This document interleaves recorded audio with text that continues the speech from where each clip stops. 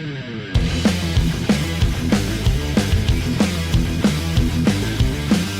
in, ladies and gentlemen, to another edition of Let's Go Racing with David Starr. Tyler Jones here with you. So glad to have you with us. Coming up on today's show, we're going to be joined by NASCAR Xfinity Series driver and owner Joey Gase, as we will get the chance to know Joey and see what he's doing this season on the NASCAR circuit. Plus, we'll have our news and notes segment, as well as our Ask David segment coming up at the end of today's show. We are excited to officially announce a new partner here on Let's Go Racing, as we are now presented by Ticket Smarter. Let's Go Racing with David Starr is presented by Ticket Smarter. Ticket Smarter came aboard as a primary sponsor this year on the '08 Ford Performance Mustang, and we want to tell you a little bit more about what they do. Ticket Smarter is a national ticket resale marketplace with tickets to over 125,000 live events, including NASCAR and other forms of motorsports. Fans can get tickets to every NASCAR Cup, Xfinity, and Camping World Truck Series race throughout the season. Additionally, Ticket Smarter is the official ticket resale marketplace of Worldwide Technology Raceway in St. Louis, where David won in 2004, driving for Spears Motorsports. They'll also be the presenting sponsor of the Cup race at Worldwide Technology Raceway in June. Fans can also get tickets to any type of event, including sports, concerts, and theater productions. Ticket Smarter is committed to helping those in need by donating $1 for every transaction to various charity organizations. Head over to Ticketsmarter.com to find tickets for upcoming events. Ticket Smarter, not harder, at Ticketsmarter.com.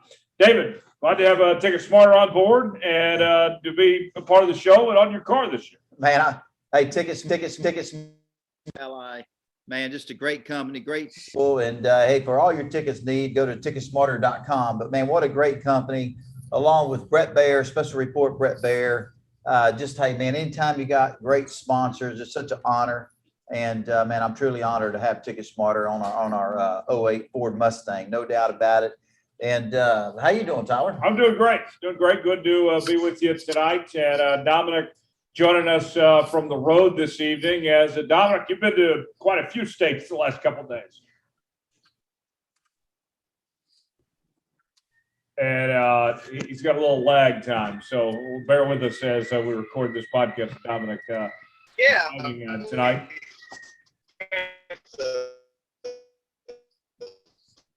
Yeah, a little lag on Dominic. We'll get back to him later. Atlanta covering the 500. Yeah, no problem. Yeah, right. A little lag on Dominic with him on the road right now, but we'll try to touch base with him when we can throughout the show. But nonetheless, David, what a weekend. Let's start with Atlanta before we bring in Joey here. Was that not awesome or what we saw, the racing action there? William Byron gets it done with arguably the most exciting race we've ever seen at that track. It has, and man, all three races, the NASCAR Camping World Truck Series was incredible, and then we backed that up with the NASCAR Xfinity Series with Ty Gibbs winning another race, and then Sunday's Cup race at Atlanta Motor Speedway was unbelievable. Just a great weekend of racing at the Atlanta Motor Speedway with the new configuration and the new repave at the Atlanta Motor Speedway. I say it was a big success. There was a lot of action. Heard a lot of responses from a lot of fans yesterday on the Cup race on Sunday, but I heard a lot of people talking about the Xfinity race Saturday as well. So, man, had a lot of new eyeballs, and the fans in the stands were packed, and it was good to see all those people at the Atlanta Motor Speedway. I'm not used to seeing that many fans at Atlanta as we saw this weekend. So it was great to have our fans back in the stands. And we saw a record number of lead changes at Atlanta. More drivers led than did not lead in the Cup race in Atlanta. The crowd you mentioned was terrific. Great finish with William Byron and such. 31 of the 37 cars in the field were involved in a accident at one point in that race. David, it was like Daytona or Talladega, but like what we talk about with Daytona or Talladega. Exciting for the fans, the drivers, not so much. They weren't too happy with that configuration. Well, you know, man, it made for great racing, and I can't wait to bring in Joey because I think Joey raced in the Xfinity race Saturday afternoon, and man, what a show it was. I mean, it was exciting. It was amazing to be at the Atlanta Motor Speedway, and it was like being at Daytona. Everybody was on top of each other. It looked like to me it was a big handling race because, man, it was some bump drafting, a lot of drafting. If you made a wrong move, you could go from leading the race to 20th, like within a lap. But man, a lot of bump drafting, a lot of cars were having some handling issues. So man, I tell you what, the racetrack, the reconfiguration did not disappoint the fans. And I hadn't heard a lot of drivers' comments. I'm really excited to bring on Joey just to hear what his thoughts were because he raced in the race. Yeah, we'll bring in Joey just one more second. I got to ask you about William Byron real quick. He gets it done, his first win of the year, third career win, third win for Hendrick this year with 3 different drivers in those 3 wins. What a job by William Byron here. You look at his first win came at Daytona. He's turned out to be a good, super speedway racer here. Yeah, no doubt about it. Anytime you think of, week in and week out, it's usually one of the Hendrick cars or all 4 of them up there battling for a win. And I wasn't surprised to see William Byron in victory lane, but he earned that one. They didn't give it to him with all the action and just all the crashes. And it was amazing. Bubba Wallace was up there. There were just so many opportunities for different people to win. And Byron put himself in a position to get it done, and he earned it because caution came out, and that last minute overtime, it was well deserved, and he earned it. But what an exciting race it turned out to be. Yeah, it was for sure. And we're going to bring in Joey Gase into the show right now. But David, you and Joey have known each other a long time. What do folks at home need to know about Joey Gase before we officially introduce him? Well, Joey's just a hardcore racer. Great short track racer. Just a good race car driver, one of the best ones out there. And, started at the very bottom and earned his way up to NASCAR. I've been racing with him for years, and it's kind of interesting to hear his story because not only has he been a NASCAR driver for, 10, 12, I don't even know how many years. Now he's a NASCAR driver plus a NASCAR team owner. So I can't wait to learn a little bit more about that, but there's not a whole lot of them that have done that successfully over the years. I think of Darrell Waltrip, Richard Petty, Bobby Allison. Some of the greats have tried it and done well at it, but some of our former winners and champions that have owned team. It's something that's not for me to look at. It's a very challenging business model, I believe.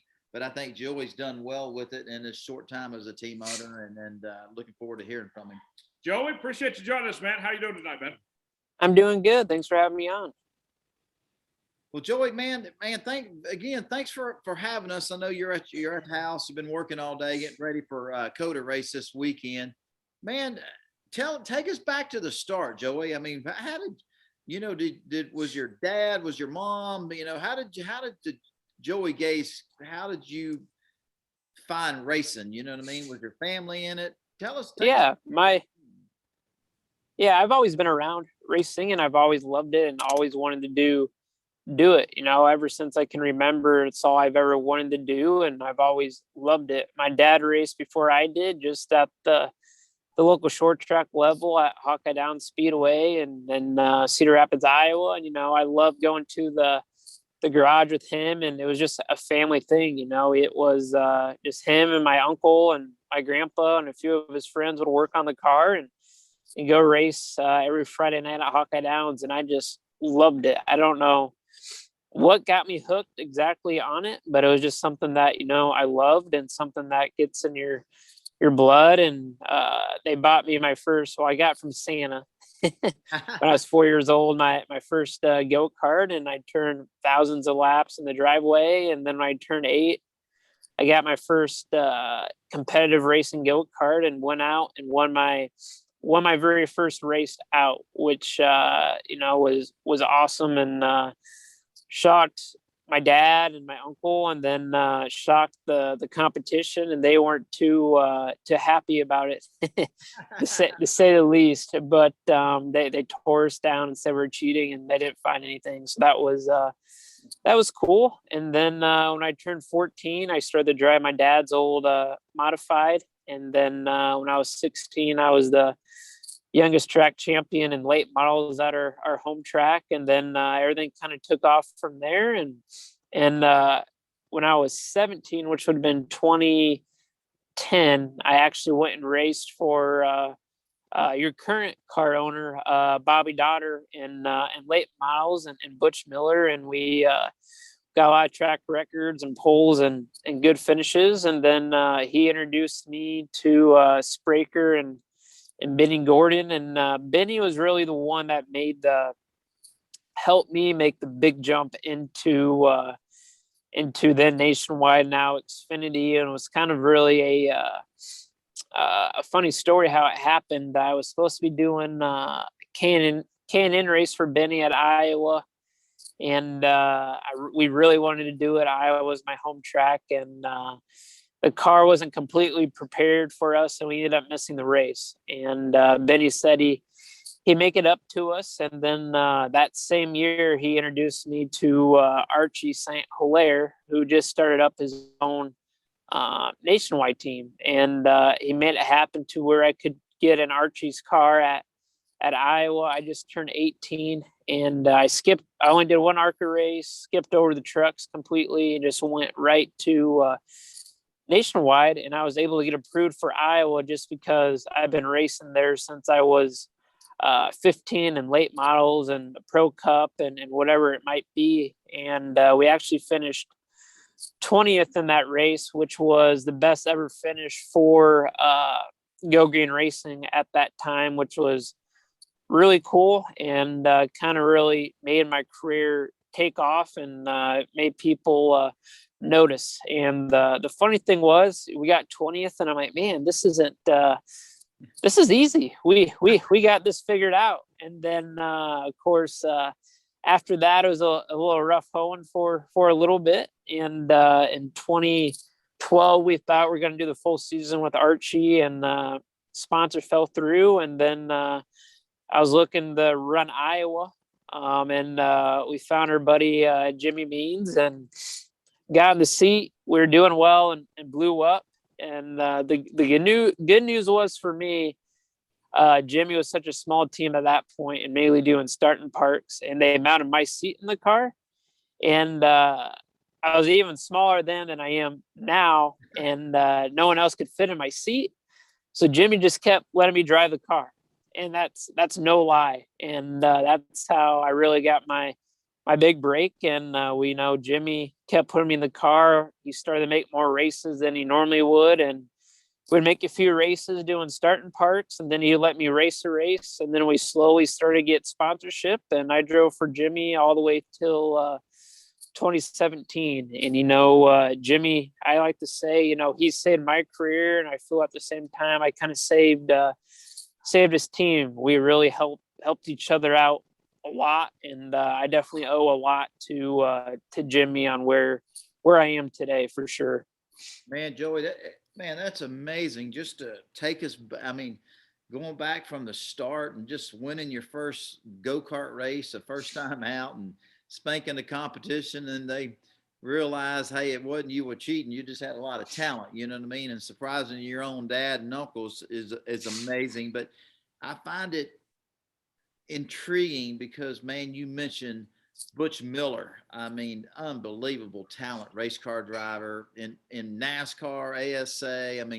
Butch Miller is just one of those short track aces, like a Freddie Fryer or a Neil Bonnet, and you mentioned my current team owner, Bobby Dotter, and then Archie St. Clair. Did you say Archie? Yep. And then Jimmie Means, you raced for some great people, early on in your career. And just hearing that, man, it's racing's been good to you, but as you know, and I know, that you can't sustain yourself at the level you race at. When you make it to NASCAR, that's the best of the best. And it was amazing how you impressed these big name guys that we're talking about early on in your career. And driving for Jimmie Means, legendary guy that's been racing since the early 70s, maybe even the late 60s. It's interesting to hear I just remember you and Jimmie doing well. Y'all were very competitive. I remember Jimmie being a small team, but man, y'all did a lot with not that much, and I eventually drove for Jimmie Means myself, and it was just cool to be able to hear all his story and drive for a guy like that. But I know that he helped your career, and you kind of saved his team from going out of business. You know what I mean? And y'all kind of I don't know how you would call it, kind of grew up together. Yeah. But man, it's amazing that all the great people that you've driven for, and where you're at currently. Just looking back on it, was there a time? I mean, was there a time in your career when you finally said, "Hey, I'm gonna make it in this business. I can make a living in it." When was it? Who were you driving for? When was it that you realized that, hey, I'm here to stay, and this is what I'm going to do the rest of my life? Probably when I started to drive for Jimmie. That's when I was actually able to start making a living to where we weren't just spending it. We started to make it a little bit. And it's we were one of the few to where, I didn't come from a rich family. My mom was a hairstylist and my dad worked at a coal plant. And Jimmie made that possible to where, he was low budget enough, and he was able to put me in the car, and we were able to make races and not wreck the car, every week, and where we could make it work for one another. And when I first started to drive for Jimmie, I didn't get paid till probably, I don't know, 2-3 years into it. And one day he come up to me and gave me $1,000 check and said he's going to try to do that for me every week. So it was it was definitely cool when that started to happen. And it's there's definitely times, I think all the drivers have gone through this, to where you didn't know how you're going to be able to keep on going. And the most stressful thing about it is finding the sponsors. Unfortunately, none of us can do this unless you have those sponsors. And there's times where you don't know where you're going to find the next one, and then sometimes they just they pop out. But I would say probably 2014, 2015 is when I thought maybe we might be able to make this work. That's great. And Joey, part of your story, going back, when your mom passed, when you were 18 years old, and you were awarded, by the Xfinity and Truck Series, the Comcast Community Champion, for your efforts in promoting organ donation, and to honor your mother, who donated organs to help 66 others after her death. Tell me about that, of just what it was like, what you went through after your mom passed, and carrying on her legacy like that. Yeah, it was something that was super unexpected. And yesterday was actually her birthday, and I was just a 18-year-old kid about ready to graduate high school, and it was the last thing on my mind on losing my mom. She passed away with sudden brain aneurysm, which is something that is very hard to predict, and something that just happens. The doctors explain it like a radiator hose just bursting. It just kind of comes out of nowhere. But when that happened, I definitely had to grow up quick. My parents were divorced, and I just turned 18, and with that, I found out I was her next of kin, which was crazy. We still did everything as a family, and I had a little sister, and I wanted to do everything I could to do what was right for my sister, and do what I thought my mom would had wanted. So we did everything the best I could, and with her being an organ donor, I wanted to do whatever I could to help honor her and honor all those affected by it. And organ donation was something we never talked about, and something I never thought a lot of. And when she passed and the doctors asked us if she would like to be an organ donor, her driver's license was left at home, but we knew she could no longer continue her life. She wanted to do what she could to help others continue theirs. So we said yes. And luckily later when we found her driver's license, she did say yes on that. So, that made a huge difference to us knowing that we did what she would have wanted to do. And at the same time, that's part of the reason why I want to promote donations. So if anyone's ever in our same situation, hopefully they already had that talk with their loved ones. Yeah, man, that's man, man, just sitting here, Joey, I didn't realize that you was 18 when your mom passed, man. Just man, that's just I mean, it's hard to even comprehend that, and nobody that's 18 or a kid or, I mean, I just, just wow, just heartfelt, man, to hear that. But man, you got to know that your mom's so proud of you and she's right there with you all these years since she's passed. You got a guardian angel right there with you. And man, she's just as proud as she was the last time you saw her. You know what I mean? Just watching you flourish and do what you do and become who you became. And man, what a beautiful story. And I don't even remember. I mean, it's, what your mom did, donating her organs. I met some people over the years at the racetrack because they're big race fans and they're alive because of your mom. And I always thought that was the coolest thing. You know what I mean? It Well, was then the fact too, like it's been on your race car several times too, right? Promoting the organ donation process.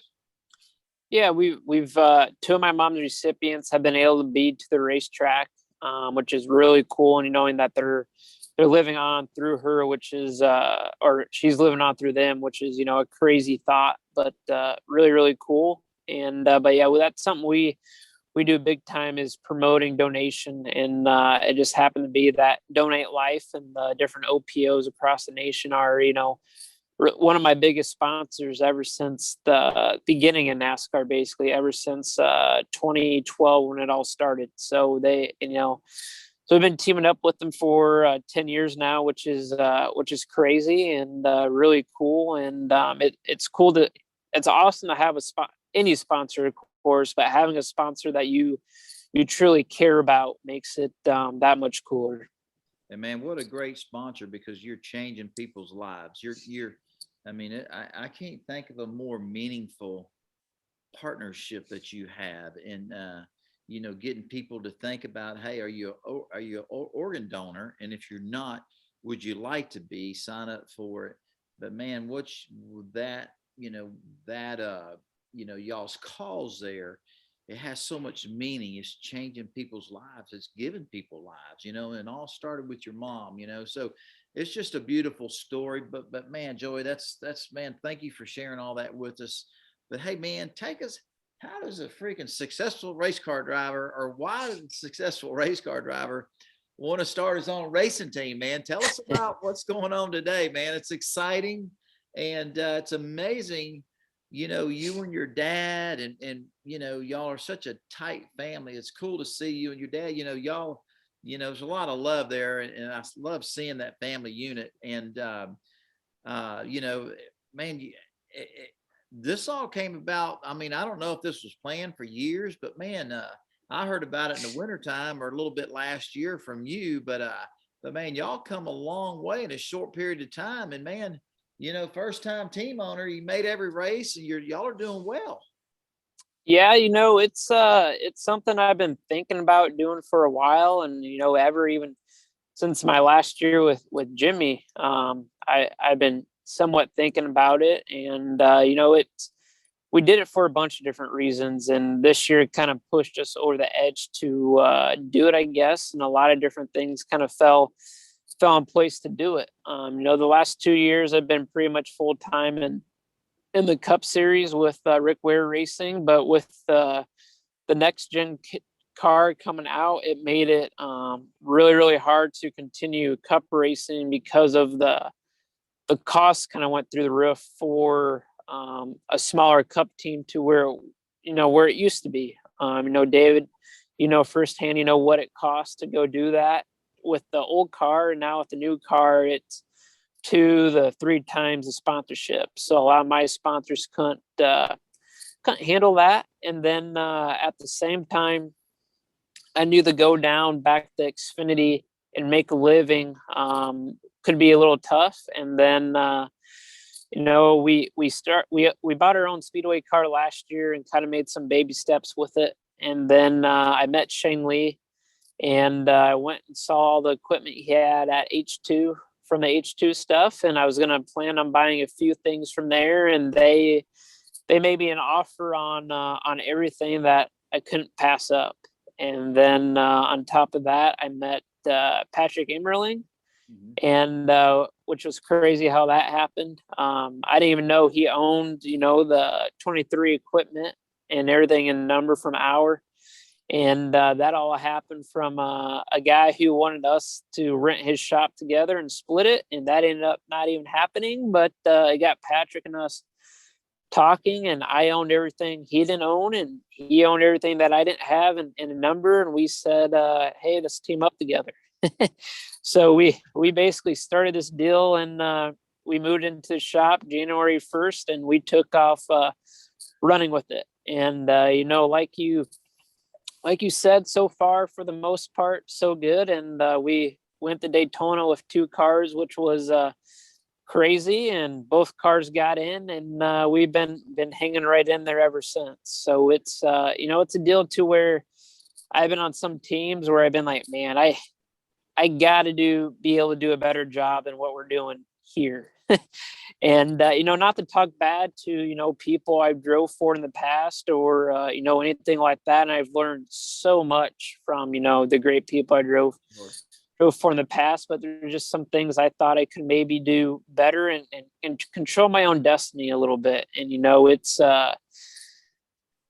for me, the most stressful time as a driver has always been the winter time. I'm sure it's the same for you, David, when you don't know where you're driving the next year, or if you're going to drive for any one period, and you feel helpless. You can look for sponsorship and guess what you're going to have, but this off season's been way more stressful in a lot of ways, but way less stressful in others, because I knew what I was doing. I wasn't waiting for another owner to tell me if I was going to have a ride or not. And, it was up to me on if I wanted to drive or not. And if I didn't have a driver, we could bring someone like you and David. So I've really enjoyed it. We've had some hiccups, but for the most part, it's been good. And it's, I left the shop at 10 o'clock tonight, but my wife gets a little upset sometimes, but she's fully supportive, and she understands, which is awesome. So tell me this, Joey, with being a team owner and all this in the Xfinity Series, and fielding, you mentioned 2 cars at Daytona, and all this, as you go through this year with the ups and downs and such, what are your goals as a team? What are you guys looking to accomplish? What would be a successful season for you guys? Like if we can make every race and finish in the top 30, top 25 in owner points, I think that would be considered a super successful season for us as a new team. And on top of that, I think Dave would probably feel the same way. I think this year in Xfinity is probably the strongest competition there's been since I've been in the sports, which is 2011. It's insane what the competition is this year, and if we can accomplish that, I think would be really happy. And I think we've opened up a lot of eyes so far, and I don't think a lot of people took us seriously until now, and hopefully we can continue to turn heads. Yeah, it's been impressive. As a driver and a competitor and a friend to you, it's been impressive to watch. It's really cool to see what y'all have done, and it's really cool to have a dream, or to have the want to, and to put the right people in place. It's interesting how your partners have come together. And people say we got lucky, but man, I don't, I believe in a little luck, but you create that opportunity, and man, you got some great partners, and man, it's just cool to see, man. I'm excited for you. I know things are going good, and hey, if it was easy, everybody'd do it. That's why, Yeah. that's why in NASCAR, there's only, there's 38 drivers on the Xfinity side, and man, it's tough week in and week out. And it's just cool to see you doing good, man. You're a great race car driver. And, I know you're not racing in COTA this week. And, I don't know how many more races you will be racing, but, it's not just about Joey Gase anymore. You got to look at your organization. And it's kind of interesting to be in that situation, you know what I mean? Because, like you said, if the funding's not there, we know, and I know, and I mean, I can't imagine what it is to own a NASCAR team, but with employees and 18 wheelers and equipment and everything that y'all have and need and what it takes to operate in this industry, man, I can't even fathom the operation, the cost of all of it, So I guess, if Joey Gase personally doesn't have a sponsor for that race, and, I'm sure you got other people that want to drive your race cars, and I'm sure they're lined up. So it's kind of an interesting business model. And how many more races is Joey Gase going to run the rest of the year? I mean, you want to run them all, or how's that? We won't be running them all, but we'll be racing hopefully close to half of them.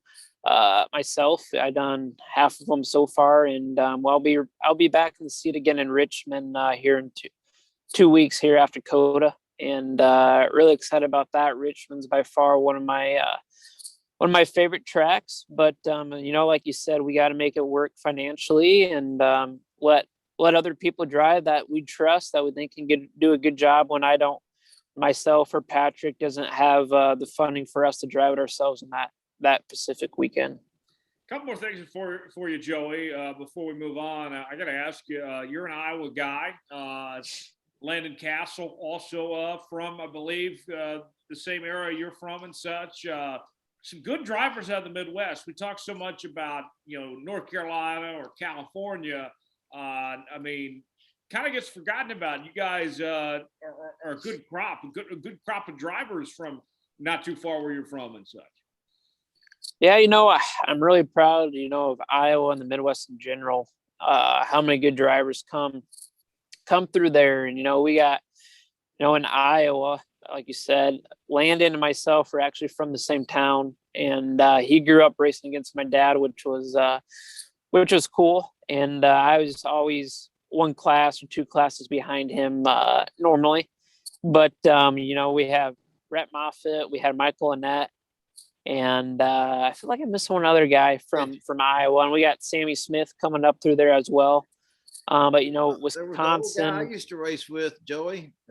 Mention him, Johnny Benson. Yeah. And Matt Kinzis from Wisconsin. You got Edwards from Missouri, and Clint Boyer, and Quaffles. It's the Midwest. It's to be honest. I think Midwest racing wise puts on better racing and almost more hardcore racers than what we have out here in the Carolinas. Up in Wisconsin and Illinois and Hawkeye Downs. I mean, Bobby Dotter's from Illinois, even, believe it or not, and so is Butch Miller from up this way. And it's in the Midwest. It's pretty much during the winter you work on your race cars, and the summer you go race, and that's just kind of the way it is out there, and a lot of hardcore racers, and it's just the way you're brought up, I guess. But I'm definitely proud of the Midwest and the racers that come out of there. Yeah, that's great. Question for both of you guys before we get to our news and notes. COTA this weekend. I know both of you have the weekend off, but you'll be watching closely and you'll both be out there. Let's start with you, Joey. What are you expecting from COTA this weekend? Last year, I feel like is not even comparable with all the rain that happened, different car and the Cup side and such. What are you expecting out of this weekend, both on the Cup and Xfinity side? I think it's going to be wild. It's going to be interesting with the Cup car. It's the new Cup cars probably almost built more to be a road course car. So I think they're going to be really fast, and I think the racing is going to be really good. And then on the Xfinity side, the craziest thing I think for a fan to watch is going to be qualifying. Qualifying is going to be crazy, just with how many cars are going to be going, just like we've had every weekend. And there's a lot of road course ringers, and everyone's stepping up their game to try to get in. I think it's going to be very interesting to say the least. Yeah, no doubt about it, Joey. I can't wait to see the next gen car race on the road course for the first time in 2022. So that's going to be exciting to see that and watch that. But like you said, I don't even know if a lot of our fans know, but we have 20 minutes of practice on the Xfinity side, 20 minutes. And like you said, before we went on air tonight, 20 minutes, hell, I mean, it's 2 laps around COTA, possibly 3. That's it. And then you line up to qualify. I mean, you run 20 minutes of practice, and then they line you up to qualify right then. So it's going to be very challenging, interesting, and I hope the best for everybody. So it's going to be an interesting qualifying session, that's for sure. According to Vegas, Chase Elliott, the odds-on favorite on Sunday. Who's some names you're watching for potentially for Sunday's race, Joey? Chase would definitely be a good one. Probably Kyle Larson, and I think those would definitely probably be my 2 top picks there on Sunday. And on the Xfinity side, I think will be, more of an exciting race just because there's so many teams and drivers. I think that can win there on Saturday. So I think it's going to be wild to see. Yeah, and we also, like you mentioned it, Joey, just a minute ago, there's a lot of road racing aces that are stepping to our Xfinity cars. I think once qualifying is done, and I think our Xfinity field will look a little bit different than what it did in Atlanta last week, or even Richmond, Virginia the next week. You know what I mean? Because this road course race at COTA, a lot of these top teams are bringing in road racing aces and putting them in their cars. Well, you look back at it, guys, 10, 15 years ago, the Cup side, we would see, high profile teams, Ganassi, Evernham, et cetera, use road course ringers for these road course races. And now the road courses, there's so many of them compared to what there was before the Cup level, you don't bring in ringers anymore. It's a very low number. It might be AJ Allmendinger, might be Boris Said, and that's probably about it. The Xfinity side, Joey, looks more like when it comes in when it comes to bringing in outside drivers and such, like what the Cup Series was years ago on that front. We don't see that in Cup really anymore. Yeah, I think there's multiple reasons for that. Like I said, the competition at Xfinity this year is so high, and if you're a rookie driver and you only got 3 laps to figure out a track before qualifying and got to get in on time, that's not very good. And like I was telling David, I've done a lot of road courses before, but I've never done COTA. So having 3 laps to figure out COTA and I have to go qualify in on time, I don't feel very comfortable with that. And on top of that, there's a lot of road course guys that want to break in and try their hand in Xfinity. And a lot of those drivers bring funding to come do that as well, where on the Cup side, a lot of those seats are already full. So there's kind of 2 different reasons why that happens. I would say for sure in Xfinity, and those are the 2 biggest ones. Mm-hmm. Yeah, well, let's go ahead and get to our news and notes segment just one moment. Before we do, Let's Go Racing with David Starr is presented by Ticket Smarter. Ticket Smarter came aboard as the primary sponsor this year on David's 08 Ford Performance Mustang. And we want to tell you a little bit about what they do. Ticket Smarter is a national ticket resale marketplace with tickets to over 125,000 live events, including NASCAR and other forms of motorsports. Fans can get tickets to every NASCAR Cup, Xfinity, and Cups and Camping World Truck Series race throughout the season, including this weekend at the Circuit of the Americas in Austin. Additionally, Ticket Smarter is the official ticket resale marketplace of Worldwide Technology Raceway, where David won in 2004 driving for Spears Motorsports. They'll also be the presenting sponsor of the Cup race at Worldwide Technology Raceway in June. Fans can also get tickets to any type of event, including sports, concerts, and theater productions. Ticket Smarter is committed to helping those in need by donating $1 for every transaction to various charity organizations. Head over to ticketsmarter.com to find tickets for upcoming events. First note on the news and notes front. Let's start with the Hendrick camp, as Hendrick Motorsports is going to be working with NASCAR as well as IMSA on an entry in the Garage 46 for the 24 Hours of Le Mans in 2023, and they will be entering the next gen car. Now, Denny Hamlin was asked about, and he said, I would have liked to know, and I would have liked to have done the same thing, but involved in some sorts. David, this is a unique opportunity for Hendrick and for NASCAR, and to be working together on this big project across the pond here. Man, I don't know about y'all, Joey, but man, I'm thinking that next gen race car could possibly be, you know, a road, an IMSA car or whatever. Sounds like to me. I don't really know enough about it to elaborate on it, but you know, I think NASCAR owns IMSA. Am I right? Or Yes, wrong? they do. They now do. they do. Yeah. So, you know, I guess if you're gonna test or, you know, implement the next gen car, I mean, I guess, you know, it makes sense to go to Hendrick Motorsports to partner up with them. And I'm just kind of curious. I'm curious, and I'm sure a lot of people are, to see what the future looks like in IMSA. You know, is there going to be a Cup next gen car on the IMSA side where, you know, it's like kind of interesting to have our Cup next gen car as a car that can compete in IMSA.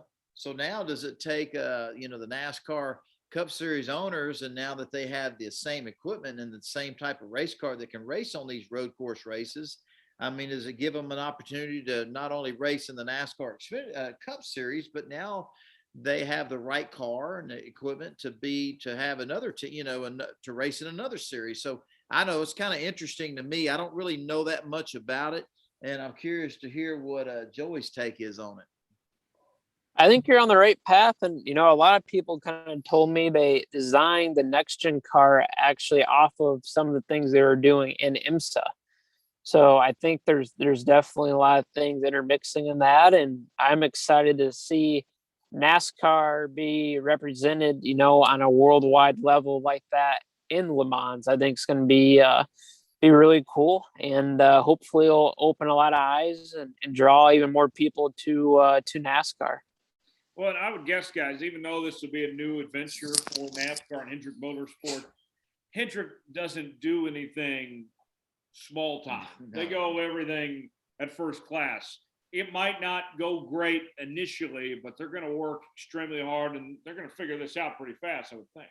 Oh, no doubt about it. You know, I mean, you got NASCAR, you got Hendrick Motorsports, they're going to figure it out. But I kind of like, you know, they're going to figure it out. But to have our sport, you know, we're on the worldwide scale. I mean, everybody loves NASCAR. It's a worldly. I know it's only in the United States, but man, it's followed all over the world, and it just kind of, you know, puts us on the world map again. And I'm curious to see where it all leads to, and in the future of everything. It's kind of exciting. Yeah, I think so. Next news and note for you guys: North Wilkesboro Speedway, according to Marcus Smith, the president and CEO of Speedway Motorsports, says that he expects that track to be hosting races sooner than you think. They're working on some details, so stay tuned. But he doesn't see Cup races happening in that market. They think they're going to have local, regional racing and short track racing returning to Wilkesboro. Maybe even the Truck Series potentially, but not Cup races. Joey, let's start with you this time. What do you think about the idea of North Wilkesboro hosting races again, but not at the Cup level? I think it'd be awesome to see any kind of racing there again. You know, I think it'd be perfect to see trucks and Xfinity there, just like, you know, it was, I mean, before I was ever racing in the sport, but we went to a lot of, you know, short tracks and stuff like that. And I know Jimmie, when he was running a team, they're the very last one to win at Hickory. So I think it'd be awesome to go to tracks like that again and almost make it like how ASA was back in the day, going to the local short tracks and then going to the big tracks like Daytona too. I think would be awesome. But on top of that, I really hope we get back to Iowa Speedway someday as well. Well, David, I would argue too that, you know, and you've seen this firsthand, some of the most exciting Xfinity and truck races in the history of those two series have been when they've had their opportunity to have standalone races. North Wilkesboro could fit that mold. No doubt about it. And just hearing Joey talk about Iowa Speedway, man, what a great facility. I love racing there. We've been racing there for years, and I can't. It's hard to imagine that I was not on our schedule, because that racetrack, the way it's laid out, it just produces such great racing. The fans in that part of the country are over the top for NASCAR. They're such great fans. I'd love to see them put Iowa Speedway back on the schedule. It's hard to believe that it's not. And to talk about North Wilkesboro, there's so much history there. And I don't even remember when that racetrack opened up, but all the books and everything I've read over the years, they've been racing there for a long time. And the Smith family is a great family, and all their Bristol Motor Speedway, Texas Motor Speedway, Charlotte, Atlanta, all the racetrack that the family owns throughout the United States. That's one that, those people in that part of the country over there, not too far from the Charlotte area. I mean, I'd love it to see have any kind of race there, and I've always driven by, I've never been to a race there, but I've always driven by it. And it was kind of sad to see it in the condition that it's laid there for all these years with nothing going on. But it's really exciting to see that they're fixing the place back up, and there is going to be some racing there. I'm excited to know that. And man, I can't think of a better race, kind of like the Iowa racetrack. I think North Wilkesboro would also be a place that would have great racing for the Truck Series and the Xfinity Series. So I just think that's great news for the future. Yeah, certainly so. We'll got a couple more things, and we'll wrap up the show here. Last news and note for you. Jimmie Johnson, we were there at Texas Motor Speedway on Sunday for his oval debut, finishes 6th. What a showing from Jimmie, getting back around old Texas Motor Speedway again, and started in 18th, fell back to 22nd, worked his way up through the field. Second half of the race, he started really figuring it out. Man, the IndyCar race at Texas Motor Speedway Sunday afternoon was unbelievable with the last lap, last corner pass. That was unbelievable to see Jimmie Johnson very competitive. The second half of that race, Tyler, was amazing. It looked like he was back in that 48 Hendrick Motorsport Chevrolet, car. I mean, he was awesome. It was fun to watch and cheer for him. But man, what a great day of racing. And it'd be kind of awesome to see Jimmie Johnson win an IndyCar race one day. I think it's not too far in the future. I think it's possible. Well, Joey, now all of a sudden, if we weren't already, have to talk about Jimmie as having a shot here at Indy in a few weeks. Yeah, I think that's awesome. It was I was disappointed to see how Jimmie was doing in Indy, and now I'm glad to see him give ovals a shot, and maybe have an advantage on those guys who didn't race ovals every week like we do in NASCAR. So I'm super excited to see him doing well on an oval, and hopefully he can continue that on the Indy. Yeah, that would be great to see as far as that goes. Time for our Ask David segments.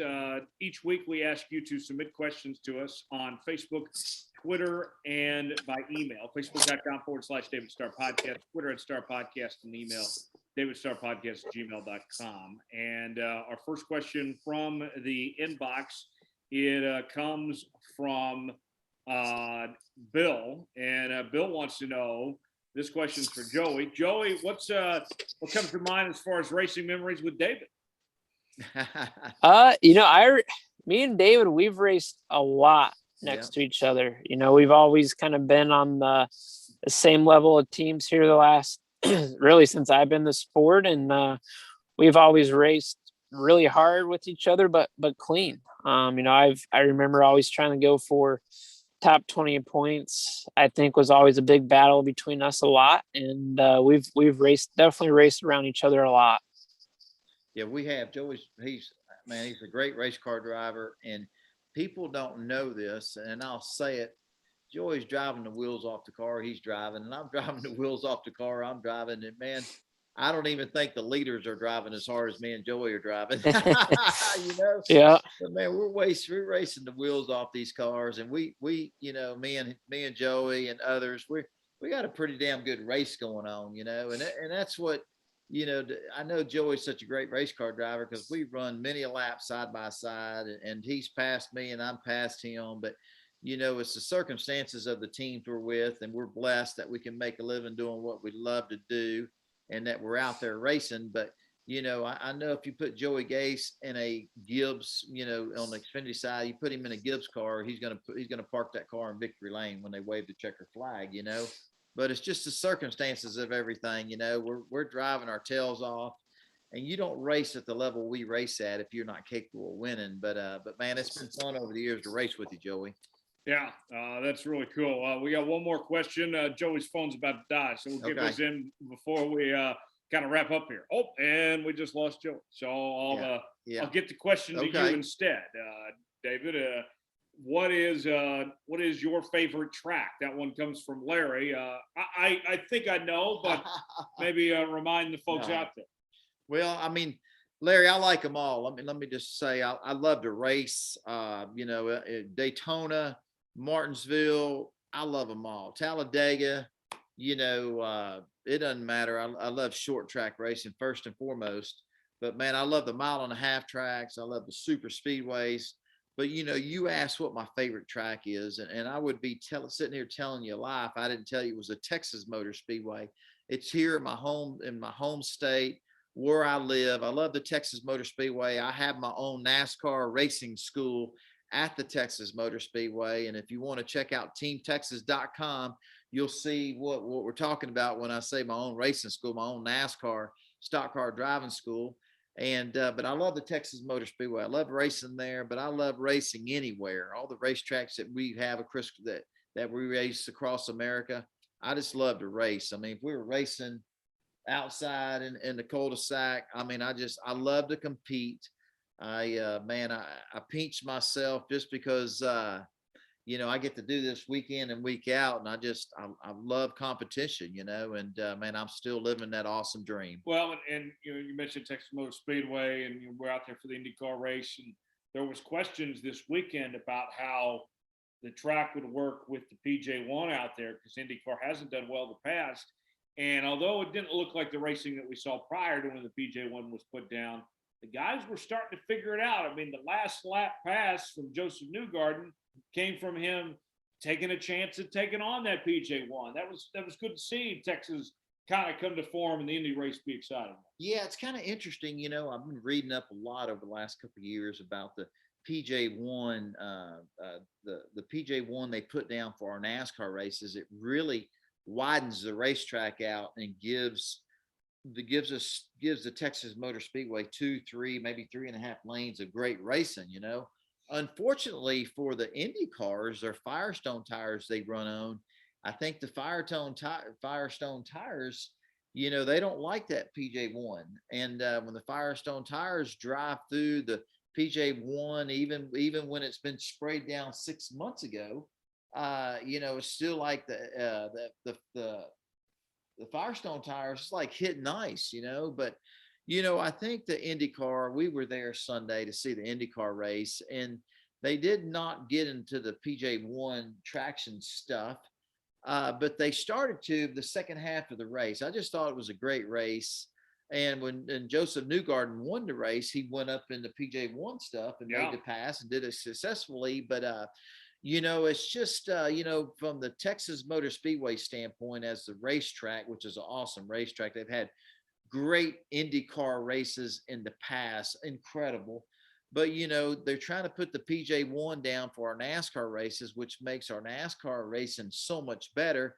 But unfortunately, when the IndyCars come, it hurts that race. You know what I mean? But I just thought the race here this weekend on Sunday afternoon was over the top. It was a great race. Yeah, and it certainly was. We had a great time being there and seeing that all unfold, and got to watch that. And then we watched the Cup race right afterwards, right there. Thanks to our buddy Mark Tate. Man, we had a great time Sunday. Good race day. It was a great race day. Flew back with Stan Ross Saturday night from Atlanta Motor Speedway. Got home, got to get a little sleep, woke up, and Tyler, you and my little boy Vance, and we headed over to the Texas Motor Speedway. I picked you up from the airport. Yeah, you picked me up from the airport Saturday night, and I appreciated that. But having Stan Ross that owns Ticket Smarter and Digital Ally and all the companies that Stan owns, he's a partner with the Ray Hall Letterman Lenigan team, and it was cool to have Stan there at the IndyCar race. Mark Tate invited him up to the condo, and they got to meet each other. But man, what a great day of racing. We saw a great IndyCar race, and then we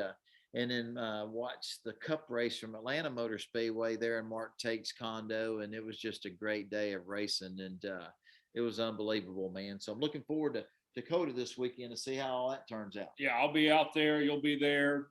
Joey will be there. It'll be a great time. And we get a little bit of time left. I guess it's survival of the fittest today. We had some technology issues with Dominic. We mentioned he was on the road and such, but we'll hear from him next week.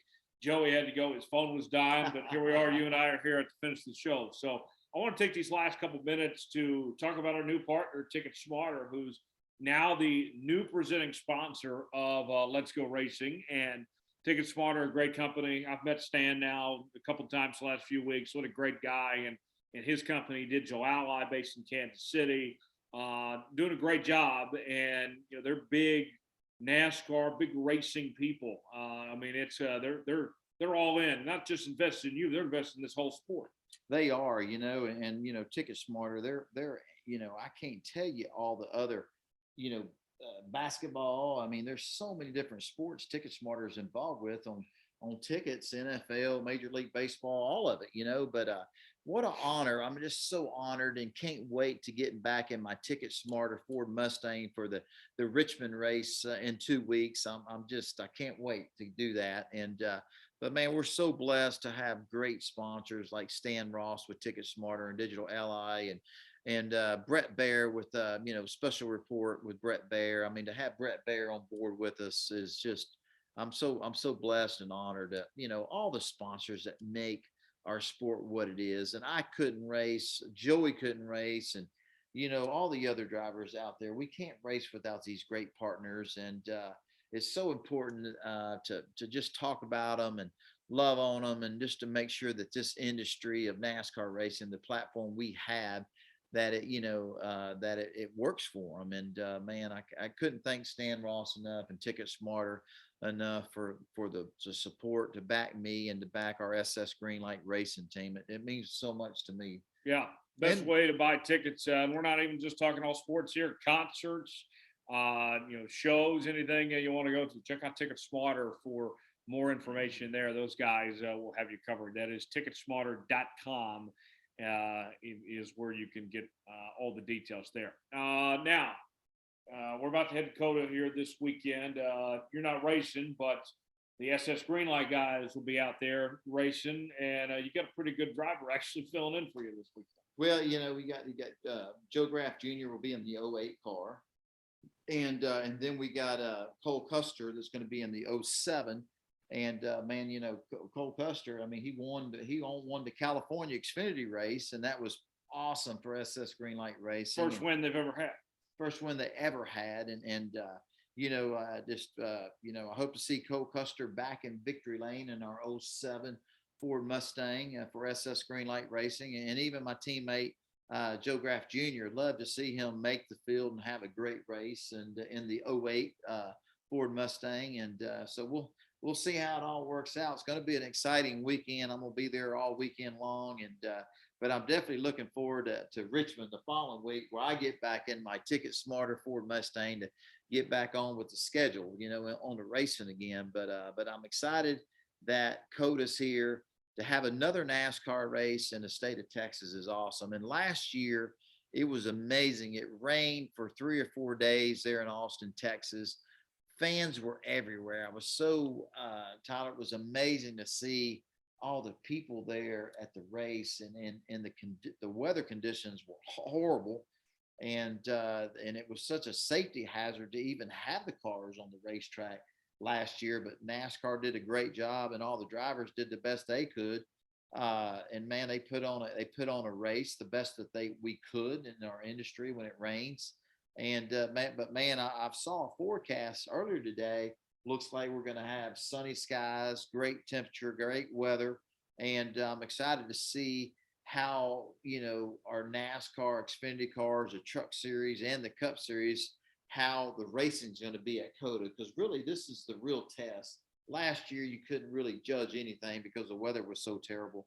So I'm just excited. I think it's going to be like Atlanta was, just a great weekend of racing. Yeah, should be a lot of fun, and we'll look forward to being out there at the Circuit of the Americas there in Austin, Texas, and the motorsports calendar for the state of Texas as good as ever right now, with the All-Star race and the playoff race on the NASCAR side of Texas.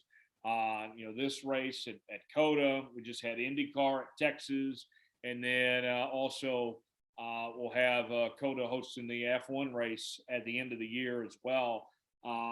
Texas holding its own, proving that it is a great state for racing. No doubt about it. I just, I'm kind of partial to it. I love the state that I live in and where I'm from. And there's so many race fans, and we got a lot of great dirt tracks and asphalt tracks. We only have one asphalt track left in the state of Texas, Houston Motorsports Park, and Gina Shaw does a good job running her program there. But man, there's so many great race fans in the state of Texas. And I love it when we can have NASCAR races, IndyCar races, Formula One races in our great state of Texas. I just think it's awesome, so it is a state that can hold its own with professional auto racing. Yeah. Tyler. Well, we got to go. Big thanks to Joey Gase for joining us. Make sure to give him a follow on social media and be rooting on his race team. He's doing a great job with that bunch there. We certainly would appreciate it. Also follow Dominic. He's on Twitter at Dominic Aragon. And check out his website, racingexperts.com. I'm on Twitter at Tyler Jones Live. David, he's on social media as well, Star_Racing. You can find him there. And as always, subscribe to this show. New episodes out each and every Wednesday on YouTube, Apple, Spotify, Google Podcasts. Leave us that 5-star review. Hit that like button. And we certainly check the flag out on this episode. David Starr, Dominic Aragon.